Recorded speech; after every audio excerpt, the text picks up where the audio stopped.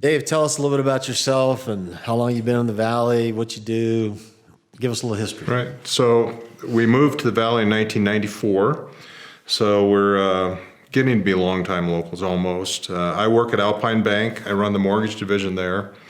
I have two grown sons, a daughter-in-law, all living in Denver, and two little grandkids. And then I've been involved in the Dave Ramsey ministry. I've facilitated some of the financial peace classes, and then I also completed the master financial coach training through the Ramsey outfit.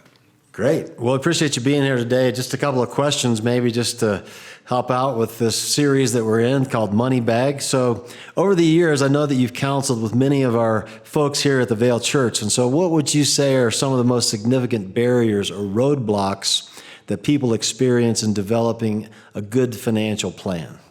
Yeah, I think there's a couple of different ways to look at it. There's some people that are in financial distress right now. They have a specific need that they have to take care of, and it's consuming their lives. And so those are people that I meet with and try to help them sort through that specific situation.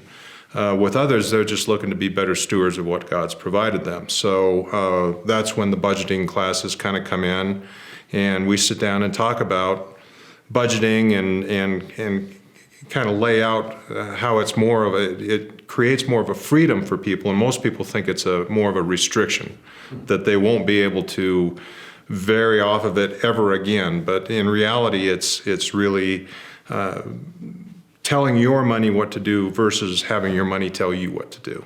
Great. And so beginning next week, we've asked you to conduct a two-part class on this very subject. So tell us what you plan to cover in those classes and how folks can take advantage of the classes. Right. So the first class, we're going to just talk about budgeting in general, some of the myths associating with budgeting, and then some of the budgeting basics. And what I'm hoping to do is have people leave that class with the basics of building a budget. And then we'll gather for the next class to review their budgets and answer questions, talk about some mistakes that people make when they first start budgeting, and plan for next steps to keep the momentum going.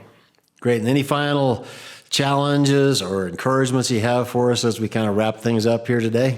Yeah, well, as Pastor Craig said last week, 8 out of 10 of us live paycheck to paycheck with no savings for emergencies or major purchases or retirement. And then there's others that are financially doing fine, but they're looking to be better stewards. So I would encourage anybody to come meet with us for those classes.